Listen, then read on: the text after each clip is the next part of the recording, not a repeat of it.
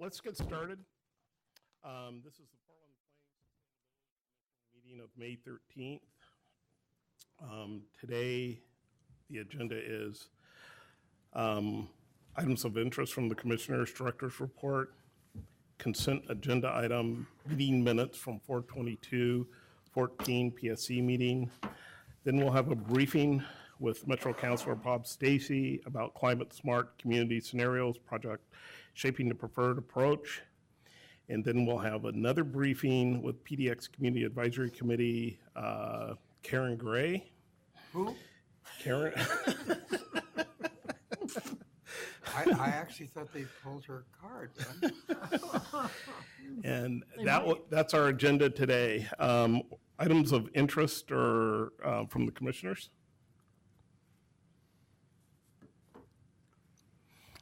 Julie, we had a letter that was going to be from myself and the commission to Metro. Did you get comments back?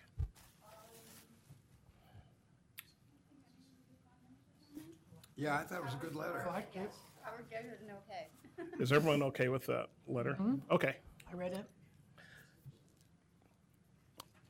Joe? Good afternoon.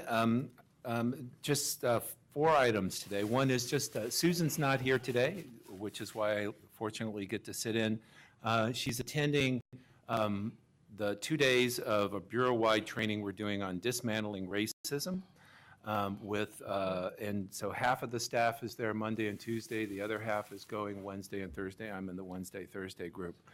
And it's really looking at institutional racism and how I think trying to give staff approaches to use in our work and also in our sort of appraisal of issues and how we do work inside city government. Secondly, just a note on the mayor's proposed budget, which came out last week, I think. This year, we were going for a budget to try to stabilize our funding, and the mayor's proposed budget actually came through on all of the different asks that we made for additional ongoing funding. So we've been having to struggle with one-time funding forever, and there's $500,000 in ongoing funding that the mayor's budget proposes to add. So that gives us a certain base of stability. And then there's funding from Bureau of Development Services to undertake co-development projects, including the recap bundles, which is good. And there's some one-time funding to complete comp plan and to complete the central city plan. So this actually leaves us whole. There's some positions that are still at risk because they're grant funded separately, and we're still working on those. But the news is overall good for the Bureau. Good. Third is I think you all received a schedule for the upcoming fall Reviewing Comp Plan Festival that we're going to be having here at the PSC. And we're going to have Eric come in at one of the next meetings and sort of run through it in more detail. But if there's any questions, let us know. We've got it sort of blocked out for how we're going to do our briefings and our hearings across the rest of the fall. I think we enter into formal hearings in September. And then finally, there's no Planning and Sustainability Commission meeting on May 27th. So it's just a reminder. Great. Consent agenda item. PCS, the Plan Commission Sustainability meeting minutes from 4/22. So moved. Second. All in favor? Aye. Approved. We have Councilor Bob Stacy from Metro. Will be talking to us about climate smart community scenario project and shaping the preferred approach. Bob. Good afternoon, Chair Baugh, members of the commission. Thank you for having me. It was my fond hope that I'd be accompanied by Kim Ellis, who's the smart person who's staffing this. I seem to remember through a fog of painkillers that last week I was told she would be here with big boxes of materials. But that was obviously in my imagination. She sent a boy to do a woman's job, and we'll see how we go. Oh, okay. I'm one of 2 councils, Metro 3 council liaisons to the Climate Smart Communities Project. I've reported to you before on our overall goals of reducing greenhouse gases from cars and light trucks by 2035 to something less than half of the levels of those emissions in 2005, with a bunch of adjustments to take that back to 1990 levels in accordance with the Kyoto Accords. The major part of the reductions that are anticipated from community planning and technology improvements in fleet and fuels will come from that latter area, according to the state agencies that are involved in this process: Land Conservation and Development Commission, Department of Transportation, Department of Energy, DEQ, who did rulemaking back in 2010, 2011 to establish expectations for Metro and other regions that go through a community planning process to find land use and transportation improvements that can make it possible for people to have a more active lifestyle with all the attendant benefits and risks, and to find ways to make shorter driving trips and be able to rely on transit for many more of their transportation needs because of changes in community design that put more people and jobs closer to transportation options and to one another. In the run of modeling that Metro did after receiving the input from the state that we're going to have great improvement in vehicle fuel efficiency and therefore CO2 emissions from technological changes that the American and international automobile manufacturers have already committed to, that our goals from transportation improvements in our region and from land use changes were much reduced in terms of the leap that we have to make. That we can achieve the desired outcomes, which translate down to about 3 miles per capita per day of driving activity, 3 vehicle miles per capita per day from current levels to 2035. Even as our population grows, that becomes a very large number.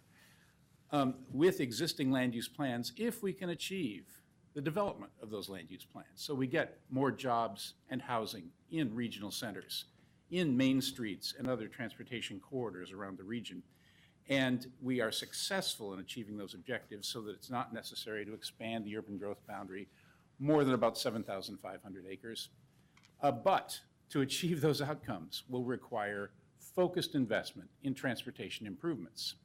And so we've been in a round of interaction with our local government partners, ODOT, with TriMet, in a planning process that's involved the 2 major advisory committees to Metro: MPAC, the Metro Policy Advisory Committee, which deals with land use planning advice to the Metro Council, and JPACT, the MPO body, Metropolitan Planning Organization body, which has members of Metro on it, but also has representatives from counties and cities around the region, and makes decisions about the allocation of resources and has an advisory role in the development of the regional transportation plan. We had a meeting on April 11th with all members of MPAC and JPAC invited members of the Metro Council there to listen to the advice. And we went through an exercise with those MPAC members, which Kim would have presented to you today. We did a straw poll asking them to pick the level of support for various transportation investments that they would feel comfortable making on behalf of their communities in 6 areas. Remember, the target year is 2035. The goal is to reduce our need to drive enough that the average resident is driving 3 vehicle miles per day less per capita, not just per driver, in 2035. And those questions, broadly stated, are how much transit improvement should we be investing in? How much road technology? This is not smarter cars, this is smarter roads. Better cleanup after accidents, better traffic management systems, safer and more efficient intersections, and the like, that actually can help facilitate traffic movement. How much should we expand the reach, thus spend money on travel information, making it possible for people to make smarter choices, have real-time information available to them about transit, about road conditions, about traffic? How much of the planned active transportation network should we implement by 2035? How much safer should we make it for cyclists and pedestrians to get around in our urban communities?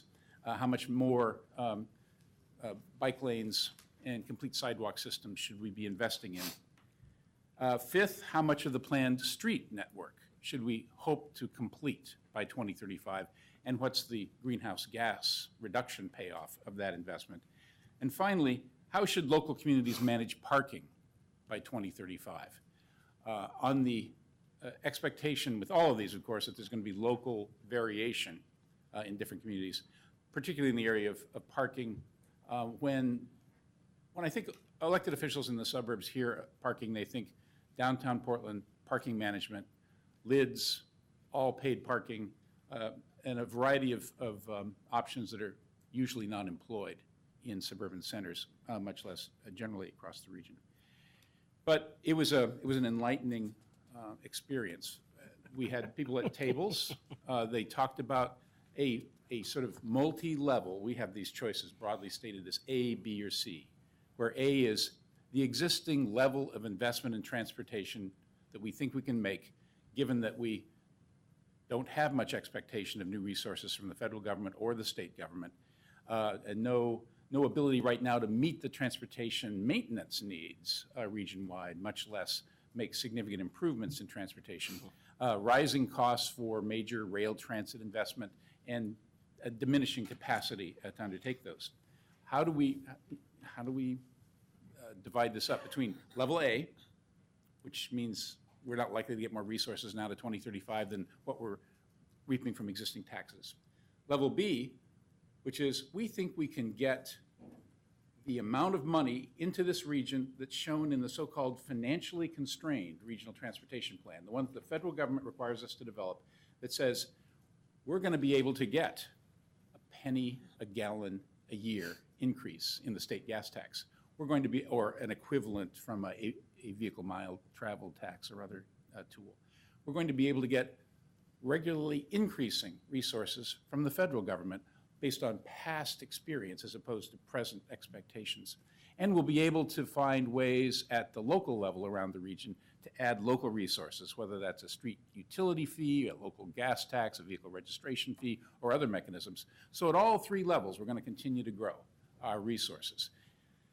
And then C, what would it really take to implement the entire regional transportation plan, which is a number that we're billions of dollars short of. So people were asked to vote. Well, do we want to have an A level of service, which means lowest, an A plus, a B minus, a B, which means we will struggle and get the kind of resources we expected to get the last time we adopted an RTP funding level target, or do we get a B plus, or a C minus, or a C, the gold standard of the kind of resources we would need to build it all, and to build the kind of bike plan that the city envisions, the kind of active transportation plan the region envisions, as well as high-capacity transit lines, a very improved transit service by TriMet in local transit service.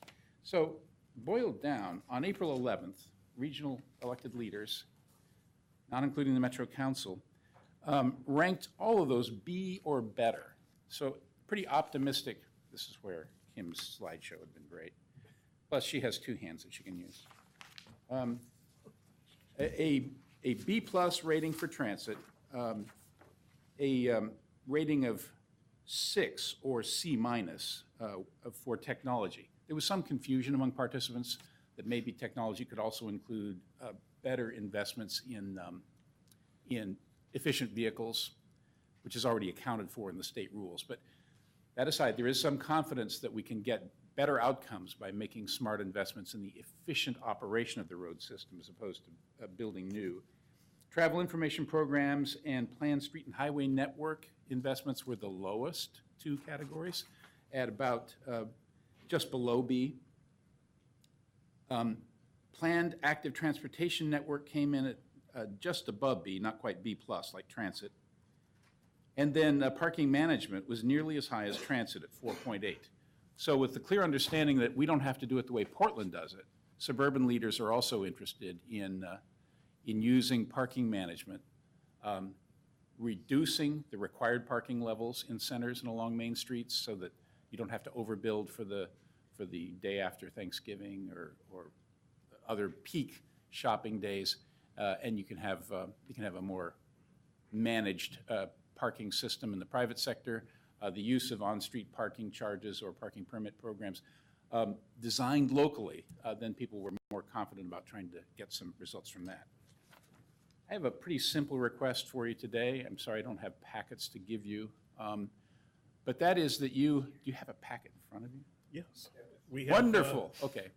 See, they were delivered, as if by magic. That document is a resource document that lays out in much more detailed and accurate fashion the short narrative I've just given you orally, the spiral-bound notebook.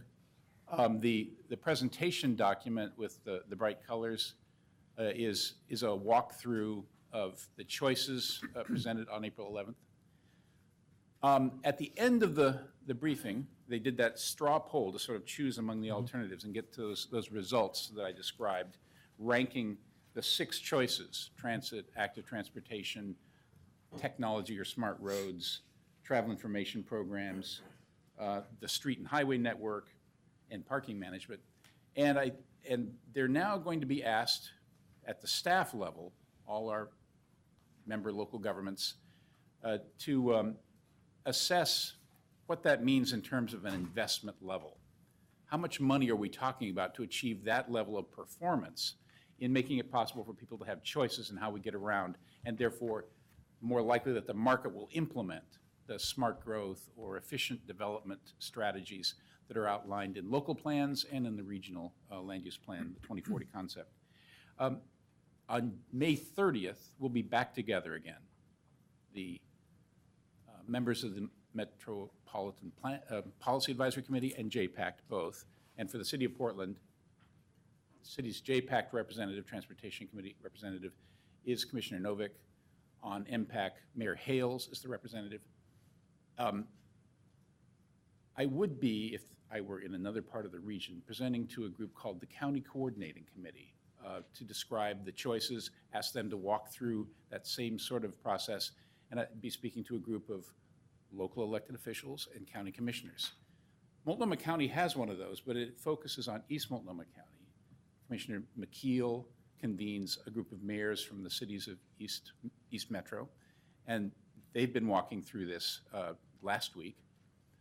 Here, the City of Portland has its own coordinating committee. It's one of 5, or 4 essentially, Clackamas, Washington, East Multnomah, and Portland. So the City Council is the coordinating committee for these kinds of questions. And you are its chief policy advisors on transportation planning, land use planning, the coordination of the two, and the achievement of objectives in your own climate sustainability planning, as well as the overall objective of state law that we're trying to hit. And I'd appreciate your attention to these issues so you can convey, I hope, your support of a funding level for those strategies you believe would be most successful. And I'll just give you some suggestions.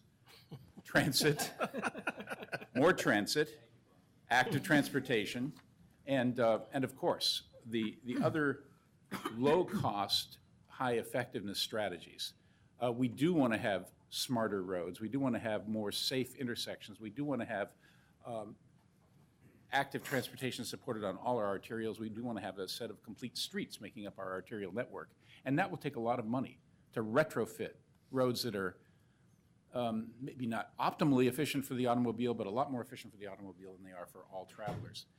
So there is money to be spent on roads and streets. But the opportunity to give people real choices lies in making those streets safer and providing them real transit choices that are lacking or underserved in our current transit system. But there are many other options to choose from, and it will take more dollars in all of those areas than we now know how to raise to achieve these outcomes. So the final step after we hear back on May 30th from regional leaders who've been advised by one another about whether they're willing to stay the course and then discuss strategies for raising dollars for transit, raising dollars for active transportation, and the other top choices. We hope the city will be a strong voice in identifying strategies for moving forward on a program that really is designed to raise the resources this region's already identified as needed to build our transportation and land use future, but which we don't have dollars for, either locally, from the state legislature, or federally. I'm going to stop there. Thanks, Commissioner Smith, for moving your microphone around to give you that cue and respond to the questions. I knew I was talking long enough. No, you're doing great. I guess we're going to go to questions. Chris? So I could tell you were winding down, Bob. So, yeah, I've served in the past on both TPAC and MPAC, so I have a feel for the regional politics that produced those survey results, and they don't surprise me. But I guess they do, searching for the right words here, I don't think they're the right policy. I understand the politics that produce them, but the piece that makes a lot of sense is the technology piece. I mean, travel information systems and intelligent transportation systems are very high payback ways of maximizing the capital assets we already have, and certainly supportive of that. But the two pieces that don't make a lot of sense to me are the balance between transit and active transportation. It seems to me that there is a continually growing body of evidence that we get a lot more cost effectiveness and mobility out of active transportation investments, and we get significant co-benefits in health. So, if I were allowed to divide up the pots of money, which nobody has let me do yet, I would build out the entire active transportation plan and then fund as much transit as I could, rather than spending lots and lots on transit and a little bit on active transportation, which is what we tend to do today. So I'd be interested in your reflections on that. And the second part is around parking, where parking management is a political hot potato. It tends not to go down well with the citizens. But at the same time, we do some things that I think are kind of strange in that we still have a lot of policies that subsidize parking, including having any parking minimums at all, because having parking minimums implies that you're requiring a developer to build it, which essentially winds up being a cross subsidy through rents or other economics. So I'd love to, in general, I'd be happy avoiding the topic of parking management if we would just stop subsidizing parking and let people actually pay what it costs to park their cars. I think we'd get fantastic benefits. So if you'd like to comment on either of those 2 points, I'd love to hear your wisdom. That's one way of putting it. Commissioner Smith, I think for a lot of reasons, including the relatively long commutes we still have for many people in this region, the relative hesitation that various groups of people have about bicycling in particular, but active transportation in general. They can't imagine walking 3 miles there. They're not sure they would be safe cycling 3 miles, and then all those trips that are longer than 3 miles. I tend to go back to the reflection that some of the most livable cities I've seen have robust accommodation of both transit in the form of efficient and widespread and frequent transit service, and great facilities for walking and cycling either to and from your destination entirely or to a transit hub that can then take you for a greater or lesser part of the distance. The emphasis that transit providers are making on parking facilities for bicycles at transit centers, for example, I think is a great model. The fundamental fact is we could build out the active transportation network for a relative fraction of what it would cost to make the high-capacity transit investments that we've imagined in our region. And we could well spend a lot of energy trying to reduce the facility costs involved in some of that high-capacity transit and increase our reliance on frequent, interconnected, as close to a grid as you can get, local service that is continuous and complete enough to emulate some of the best features of high-capacity transit. We could spread the stops apart a little bit. Surely we can walk 4 or 5 blocks if we have the ambition of walking 3 miles, as opposed to a stop every other block. We could have more interconnected north-south as well as east-west service in all parts of the region, not just the inner east side of Portland and a few other locations. But I think we need them both, and I would support the intention of your suggestion, which is we need to accelerate the pace at which we try to make a complete active transportation network as much a reality as our goal is to make the transit. On parking, yeah, I think reducing or eliminating necessary parking as a development responsibility. I hesitate now to say reduce or eliminate because of the experience I've had with my neighbors in Southeast. But at least with respect to mixed-use development and commercial development, get rid of those fields of parking that we now in suburban communities require developers to put in, and let the market decide how much they're willing to pay. It seems that most developers would prefer to see a customer's parking cost wrapped up into the cost of a bag of groceries or other goods outside of the downtown, and that's going to be continuing to be a pretty strong market tendency. But the opportunities for encouraging people to think about shared parking among private uses, for us to look at the main streetscape as a parking resource for which payment might be expected given the high demand for it, the on-street parking. Those are things that I think any community could look at, including Portland. Right. Just follow up quickly on the transit versus active transportation piece. One piece you didn't touch on that I'm sure is a big influence is the general availability of a 50% federal match on large transit projects. And if we had the equivalent of a new starts for active transportation, I suspect we might see a lot more active transportation projects being proposed. And is that on Metro's legislative agenda to seek? Not to my knowledge. No, I don't think we've developed an articulated strategy for getting higher federal investment in active transportation. We're always supportive of titles in the federal legislation that create pots of money to be allocated by the secretary or one of the departments, or to be made available to the states. We fight to maintain the flexibility of the federal funds that come to our region so that they can be used for those purposes. And I think we could do more as a regional governing structure, community of governments working together, let's face it. Metro does not make unilateral decisions about the allocation of those federal resources. We could do a better job together of taking the scarce, flexible funds from the federal government, which are not bound up in the state constitutional highway trust fund, and spend those on active transportation and effective transit, and save the state gas tax resources for our responsibility to maintain and improve our road system with those constitutionally dedicated dollars. Thank you. Other questions? Careful, Mike. I'll start with Long a answers. comment. I'm sure the council would be disappointed if I didn't bring up climate adaptation. Thank you. And my desire to see Metro taking a regional lead on that, so I'm not going to even talk about that. As I say, I'm looking forward to the day when we can get Metro with the city of Portland, Multnomah County, and the rest of the region to give some serious attention to climate adaptation. But with this package, I actually agree with Chris when I was reading through it. I don't remember what the percentage was, but it seemed like a pretty low percentage on active transportation. So I'd echo his comment and ask a question. I did sit in on 2 meetings at Metro where folks were talking about transit and other options to achieve the goals here.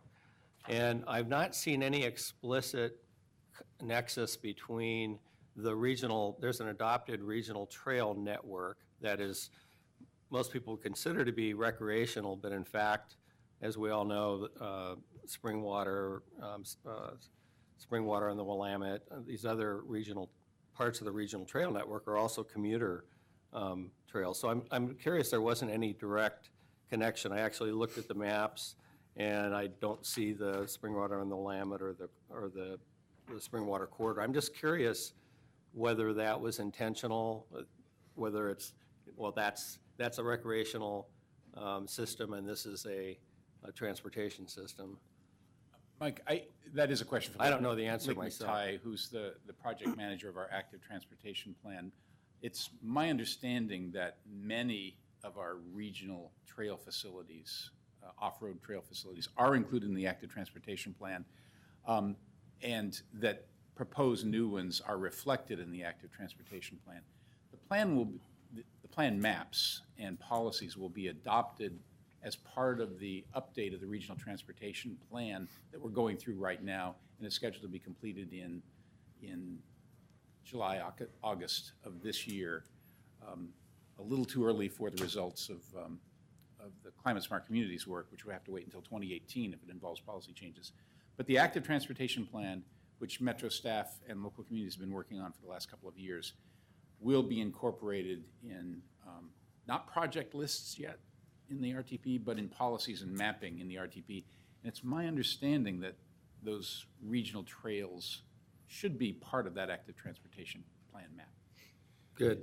It's always been too hard for me to make it out on the screen to be able to confirm any particular trail segment without a lot of magnification. But I'm sorry to slough that off, but I think that's the case. Well, it just seems like a great twofer. You've got Yes, there's no question about it. And building out that whole system, including the off-road trails, would be a great boon for all kinds of transportation, not just recreation. And then the other comment I guess I'd make is that there's a lot of new research out there that demonstrates that significant carbon sequestration can occur in the urban environment. There's some research out of the University of Washington. So I realize this is focused on transportation, but when you think about potential tweaks to the 2040, some of the regulations that are out there that would tend to maintain that forest canopy, that's one of the, once you cut them down, that's CO2 into the air. Yeah.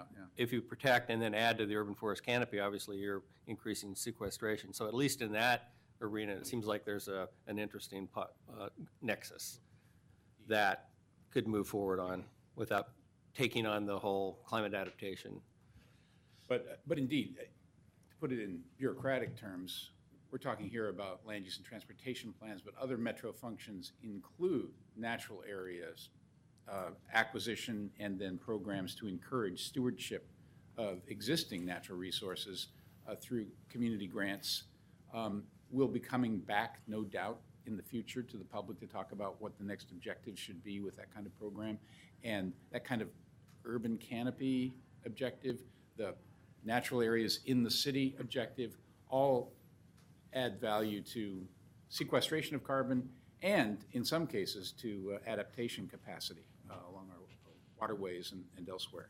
And I think that's another way that we can express or indicate our strategies for adaptation.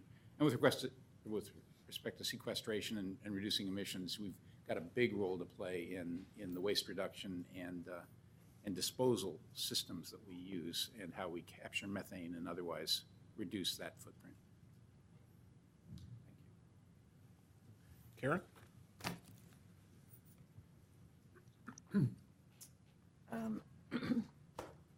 So I was hoping that maybe you would elaborate just a little bit on one aspect of your desired regional outcomes. And I like all of the things that you have listed here of attributes of great cities.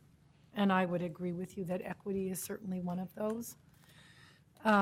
So there's a comment here that says the benefits and burdens of growth and change are distributed equitably.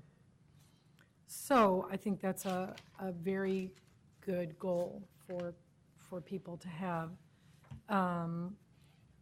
So can you give an example of how Metro has applied equity or equitable distribution? This is stating kind of benefit and burden on growth and changing environments. And also, we had a presentation to this commission on a developing committee you had or a group on creating an equity lens. And it was really in the baby stages. It was in a very early development stage. If you could update us on what's happening with your equity lens. Of course, we've hired a coordinator for this equity strategy on staff who reports to the chief operating officer. We have the committee underway, and its stage of progress right now is to discern from a number of categories and criteria and objectives that advocacy organizations and others have developed over the past decade. How you describe desirable outcomes through an equity lens, how you can measure those outcomes in a way that ensures that you're not overlooking impacts and adverse effects on communities that should be protected rather than effectively discriminated against in either the siting facilities or the delivery of programs. And they are in the midst of that process of trying to refine a set of criteria we would use to apply to our own programs, because we manage a lot of resources, we implement a lot of projects, but but also to our governance responsibilities with respect to the planning activities that all communities have to respond to. We adopt a policy, and communities have to modify their comprehensive plans in accordance with that policy if we make it binding, so that we can give guidance not only to our own internal managers and in our own decision-making about how it affects our employment practices, our contracting practices, to have a strategy for ensuring equitable access to our resources internally, but also beyond our external investment or entrepreneurial activity, to our regulatory activity of other government's functions, including land use and transportation. That becomes a point of great sensitivity in terms of the relationship between the Metro Council, Portland City Council, other governmental agencies. And so we will be consulting with MPAC and JPAC over the next year or more as we develop the criteria that we hope to be able to use to measure and assess how we do things and how other communities, when they make the same kind of government decisions, can affect communities disparately. And try to make sure that the disparity when it comes to economically disadvantaged and culturally isolated communities, the disparity would be positive. And the impacts of negative community decisions can be shared with communities that have resources, not simply those that don't have political and other resources to protect themselves. Right now, that's a lofty ambition, but I think this council is dedicated to seeing it through, and we've got a great group of people whom I cannot name off the top of my head who are dedicated to helping us achieve those objectives. Councilor Sam Chase is the primary liaison from our Metro Council to that project, and I'd encourage you to invite us to come in and provide a more detailed explanation. I'm particularly interested in kind of how you decide to take a baseline measure of what you're doing with transportation and land use across all of the areas that you serve. Yeah. As a baseline, looking at demographics, looking at where the poverty seems to be displacing, which is definitely more towards the east. In the city of And Portland, then- that's definitely true. And then what your measures are going to be for your own success as having this be one of your desired outcomes. Those are so important, and there's been so much good work done to date that we wanted to make sure we were capturing the best of that work through the work of this review and advisory committee, rather than just as a bunch of amateurs, if you will, treading out independently as if we could find a new and better path and a better way to measure the benchmark and our objectives for movement. So in your regional transportation plan proposal, how was equity dealt with in that plan? What was the overlay as you developed that? At the time we did the, roll back 8 years, it's now 14, the 2006-2007 update, we didn't have that policy declaration implemented in any defined fashion. This revision in 2014 is the RTP Light. We have to do it every 4 years under federal law. Every 8 years, we do an in-depth policy review. And so the 2018 RTP, again, will be the point where we need to make sure we've got those objectives identified, that we've gotten a high level of concurrence among the funders, ODOT, the legislature, the local communities that put their transportation resources in, and then that we incentivize with about $30 million a year of federal money that we help make decisions on, so that we're moving forward in the same direction. And I think that's the best target to look at, how well we improve the great policy work that was reflected in policy language in the last major update, the 2010, and how well we advance that policy language into real actions in the 2018 RTP. It would seem to me, and I don't know exactly the work that you do, but between 2014 and 2018, you have a great opportunity to, when you go into that more in-depth revision, to be really ready for it and to get that data and Operationalizing present it, that data and allow the public to see what it is Metro is doing in this regard, kind of in a really public way, I think it would go a long way to assure people that not equality, but equity is really being looked at through Metro's eyes. Thank you. We did take some great guidance that we got from the Federal Transit Administration and USDOT and have revised both our practices and procedures for outreach in our investment of federal dollars to better target all communities, all language groups in our outreach and in the decision-making outcomes, and have shared that document with local government leaders, reminding them that to qualify for federal grant funding, we will need to comply with these kinds of requirements. But we consider those baseline, minimal requirements that we need to be thinking about how we can improve upon so that they're most sensitive to the needs we have in this region. Thanks for bringing it up. Other questions? I just have kind of a follow-up to Karen's. As I read through, and like Karen, I appreciate the idea of equity being included, but when I looked at the challenges that are identified in each of the sections, they go from displacement to connecting low-income minority populations to jobs and stuff. That all of those challenges seem to kind of have that equity overlay. And what I guess to Karen's point, and maybe is, how are you going to address those challenges? Because those are pretty significant. If we can't connect, some of these populations to the jobs, we do achieve our goal of reduction of trips and CO2s and everything, but we're displacing people. And right. So how do we... Higher cost housing around Yeah. transit stations. And so how do we, what are the, I guess, the ideas that are going to be implemented to at least evaluate that as part of, because we're making transportation decisions today on investment strategies, and those strategies set in place funding, and developers start looking at them and stuff. So how do we address the challenges that are as part of the document that in the JPAC and everybody will, and Metro will be saying yes to as part of this document here fairly soon? Sure, Bob.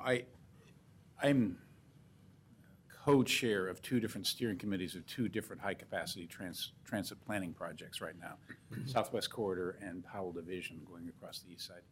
And in both those processes, one which is very new and one which is 2 years old now, there's a high level of awareness that those kinds of effects are things we want to prevent, mitigate, or avoid if we can, and that we need to be thoughtful about as we go forward.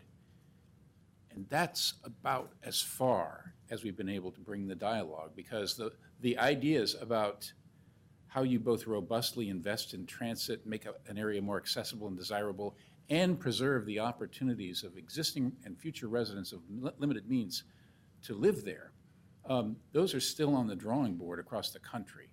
And I don't think we don't have a monopoly on good ideas in that area. We probably are behind the curve, if anything, and we need to start looking at ideas that some believe have been taken off the board, like the idea of inclusionary zoning. Can we ask the private sector, if we're going to give you development bonuses in this area around a major public investment, could you respond by controlling rents over the long term in a percentage of the units in that building in order to ensure that we have an adequate supply and we actually increase the supply of affordable housing? Can we get involved in home ownership retention programs and in getting existing market rentals that are low rate because they're in low quality fixed up in public programs that have a clawback? Those kinds of objectives require resources, they require bold policy, they require regulation, and I don't know where the money comes from, but I think we probably have a group of leaders in this city, in the region, and in some of the suburban cities who are very interested in using some of those policy tools and pushing it back against the perception we can't talk about inclusionary zoning strategy because the homeowners oppose that. Yeah. I think we need to have a different perspective. Okay. Well, thank you. You had asked about a letter of support from us, and so you're asking for a letter of support for the shaping of the preferred approach document. Is that correct? Indeed, and most particularly your advice and encouragement to the mayor and Commissioner Novick to go in and work for those desired outcomes. And Okay. you've already shown a range of viewpoints about which are the best levers to pull yeah. in terms of investment, and that's the specific decision will be on the docket on May Okay. 30th. And we could assist you if you want some help with what form that letter might take, or you might have better ideas about how to communicate with your council. I think if you could assist us, that would be great. And then we've got, obviously some comments that have been made around the table that we can incorporate into there. I think that would be a good one. So if you can have your people work with Julie and we can get Mellis that will done. give you a call. Thank you very much. Thank you very I appreciate your time, much. and I'm sorry to go over. Oh, no, you're fine. Great. Thank you, Bob. Appreciate it. Next, we have the PDX, Community Advisory Committee. Karen, you'll be leading us off.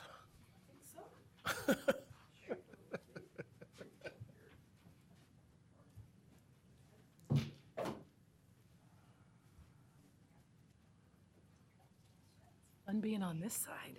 State your name. Yeah. Better turn this thingy on. Yep.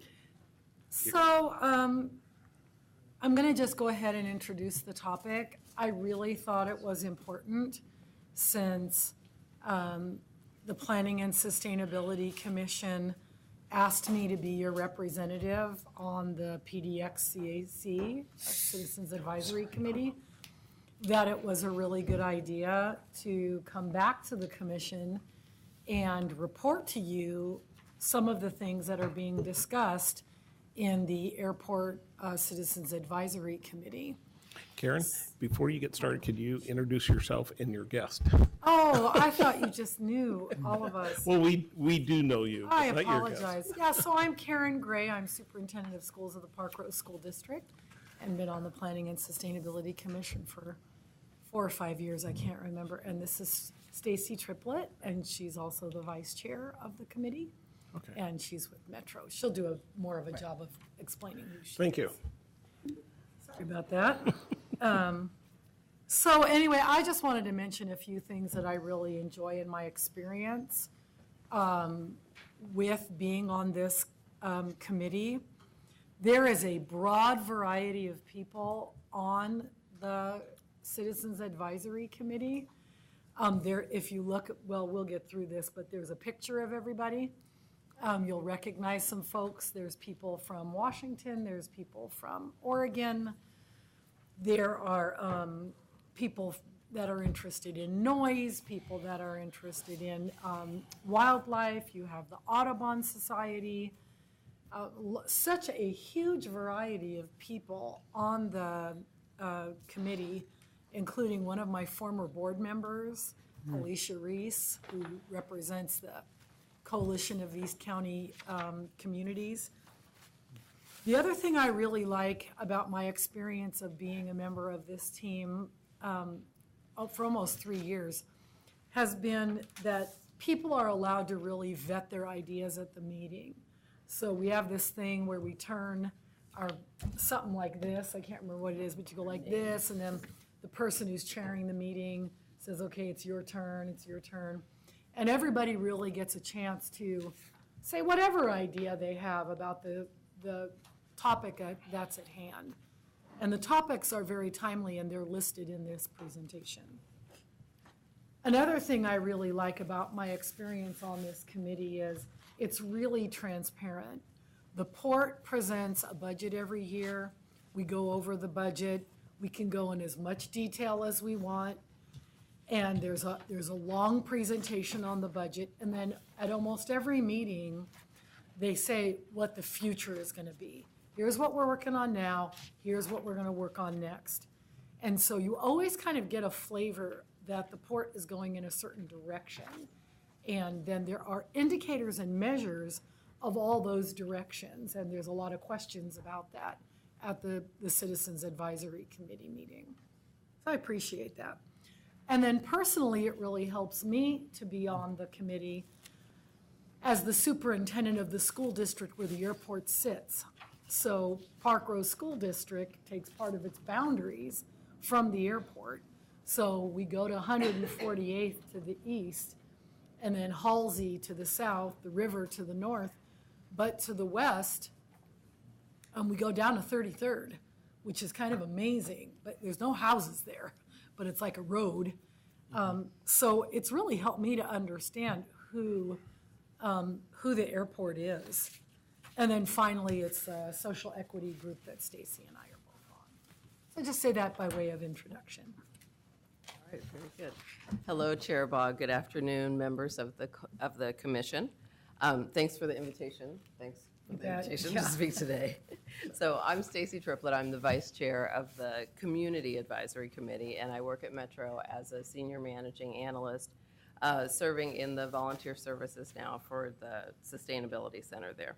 So our chair, who could have been sitting here also, is a citizen member from City of Vancouver, Mike Sloan. He sends his regrets that he wasn't able to be here today, but he does recognize that this is a both sides of the river kind of committee, and that he's been very active in this process, as well as in the process that I'll remind you about that started the Community Advisory Committee. So I want to remind you of the background here of this committee. It's from the Airport Futures process, and the city, as well as the City of Vancouver and the port, are all kind of three sponsors of this committee that continues to kind of guide and direct the committee work through setting the agendas, the meeting agendas, reviewing presentations, and creating the overall strategy for the committee. So there's a lot of kind of good oversight. And here I want to especially thank you for the work of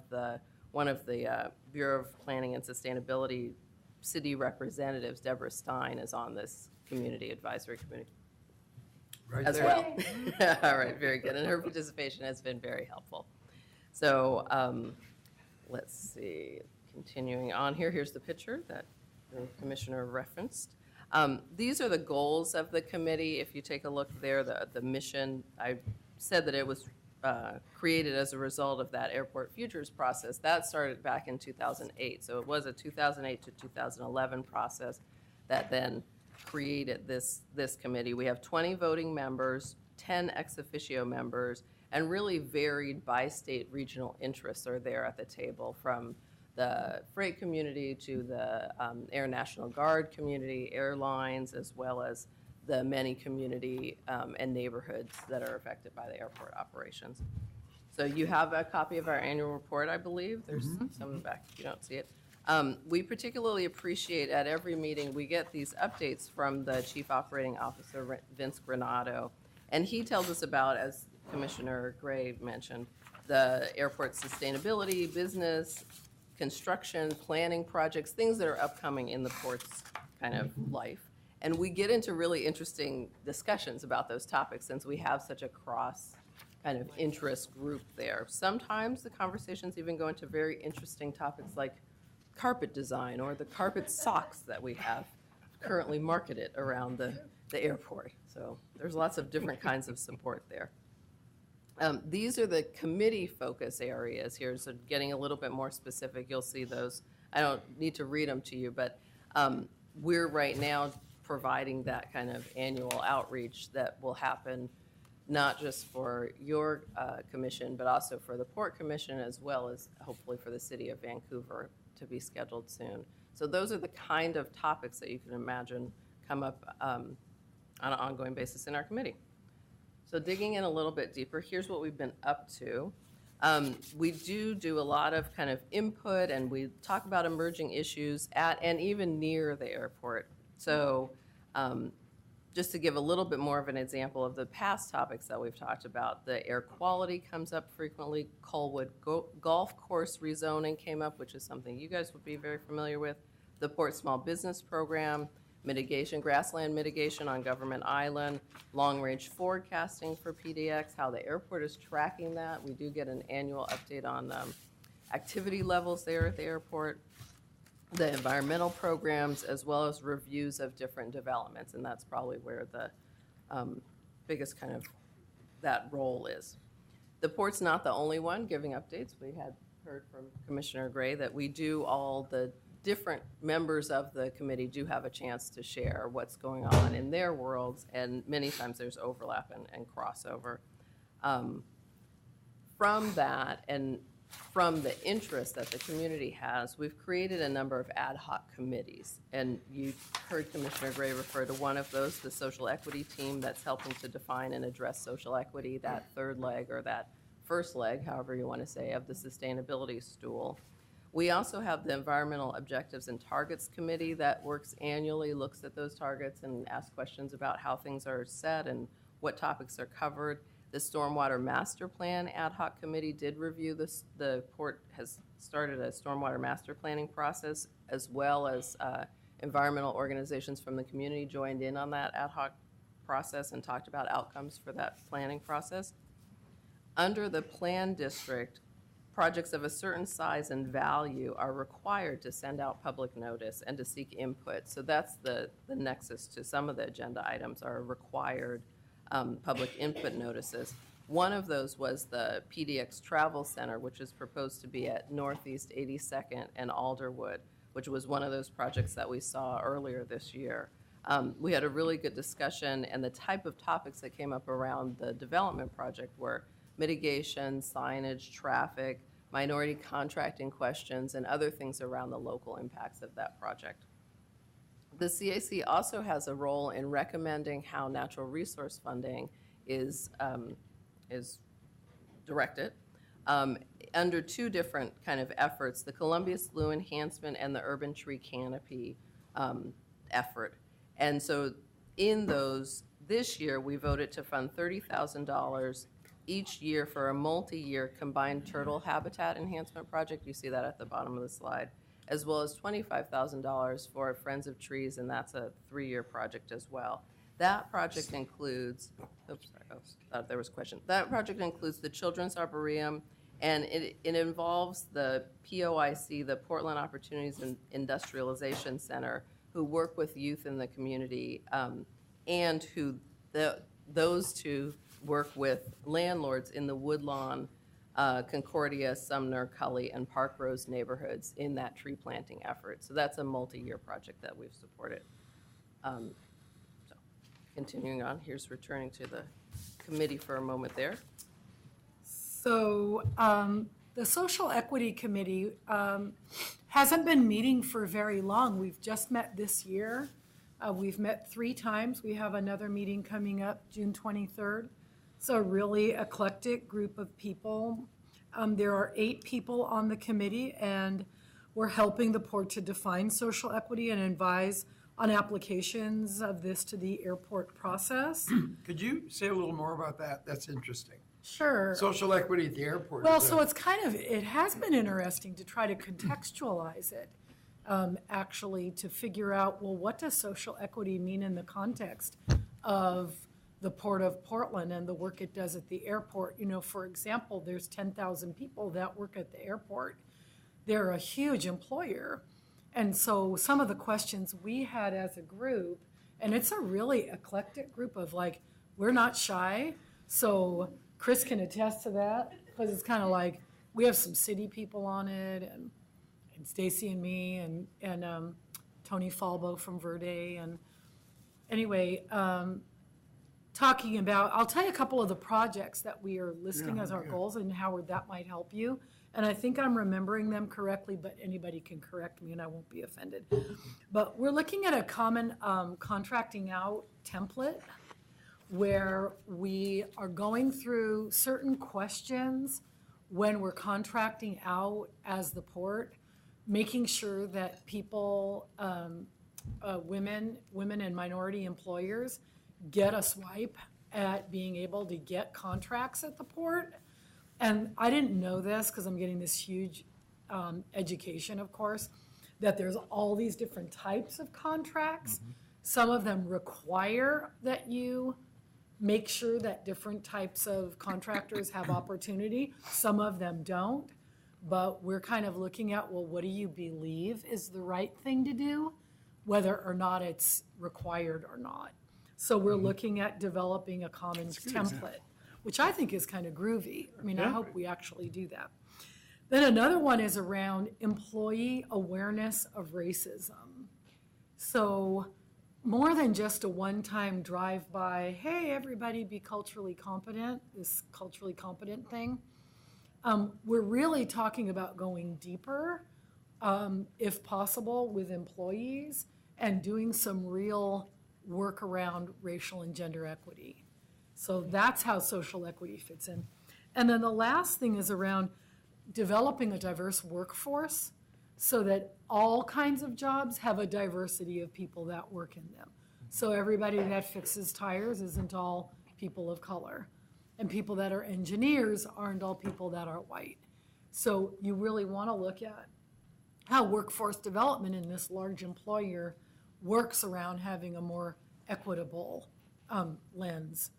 So that kind of contextualizes for you how social equity fits in. And we're still kind of defining ourselves. What is it that we're really doing here? That's great. So a kind of a cool aside is that one of my school district board members is on the steering committee for he's an HR person at Port of Portland. He's on the steering committee for the social equity group. So I have a real nice connection there with the equity work we're doing in Park Rose School District and across the county with the port through my board member. So that's that. Thanks. So just to stick on kind of what we had this year, our organizing principle, as I said before, is sustainability. And so we've spent the year learning about the different aspects as it relates to the port. And so thanks, Commissioner Gray, because that was a great connection to the equity leg.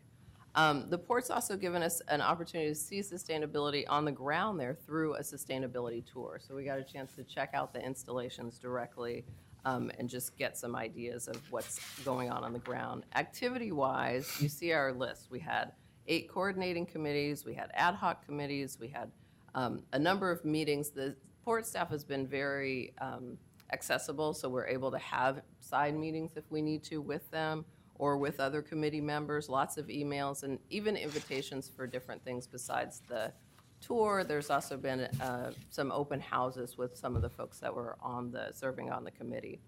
The coordinating committee members, who are the chair, Mike Sloan, as I mentioned, from City of Vancouver, myself, the professional facilitator that's contracted by the port, as well as the cities of Vancouver, Deborah Stein, the representative there, and Vancouver, City of Vancouver, Chad Elkin.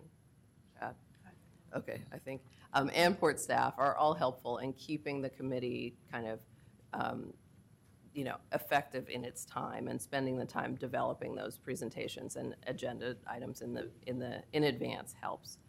So you can be sure that the committee members really value the opportunity to work on and influence the city and the port, that we work together in this effort in making sure that this committee is effective. And we thank you as a commission for your continued support of the City of Portland's participation with this committee. We encourage the sponsors to continue doing a good job of fulfilling their commitment through this committee to engage the community. Finally, I just wanted to look a little bit the year ahead. These are topics that just to kind of throw them out there so that you see what's coming up for the next year or so of the agenda. Some of them have been pending a little bit as other things have come up and we've needed to change the agenda items. I also wanted to note that we did make multi-year commitments in the urban tree canopy and the slough enhancement projects. So that's a total of $130,000 that we've committed for 2 and 3 years. So we probably won't be making that award in this year. So I just want to make another quick recognition of the airport staff who are here with us, Sean Loughran and Chris White, who are there someplace. And our professional facilitator is, his name is coming to my mind. I know, exactly, Sam and Parati, exactly, that make our members' participation effective and useful. So thanks very much for your time here today. Good work. Questions, comments? Well, I just have to say, I can remember when the commission went through the airport futures process and we were talking through the creation of this committee, and I just have to thank you all and congratulate you and the port for following through on this commitment, because even when it was being developed by that big committee we had on that plan, it was thought to be a good idea, but it wasn't universally welcomed, because what it was something new, right? This is you've taken it to a very productive place. I want to thank you and recognize the port for following through. Other comments, questions? Well, You turn- not much more than to say a really good job, but also the diversity of the committee and the importance of the airport, not only as a hub that we all go in and out of, and all of the equity issues around that. I don't want to start with the guys that shake me down when I have to get on the airplane, so I'm an old person. But moreover, that it really is concerned with, that's a very important institution to deal with, the Port of Portland, and to hold them to a higher standard of all of our services. And the port, as we know from the Hayden Island issue, has been an interesting bargainer and partner in that effort, but nonetheless on their own trip or their own agenda, that I think we, the community, have to hold them to a higher standard, and this committee's doing that. And hopefully we'll continue to report to people who can talk about it, that it isn't just a bunch of people with good ideas getting together, but that there's some impact behind it. That's kind of the hope, but other than that, congratulations. I'm not surprised. Karen's a hotshot. I like the way that at the meetings, I don't think there's anything worse for like really busy folks like us, like everyone in this room, to go to a meeting where all you're doing is rubber stamping what other people say. It's like there just isn't any point in doing that. I think that the conversations around accountability, especially in the natural environment, Mike would like, especially since he's so interested, have been really hard questions. They haven't been easy questions that are easily answered. And I feel like the people in the room, especially the staff at the port, have really answered those higher level accountability questions about money, about budgeting, about how you're going to have a triple bottom line on sustainability. There hasn't been any reticence to say, well, we're not going to talk about that. No, that's not a subject we're going to broach.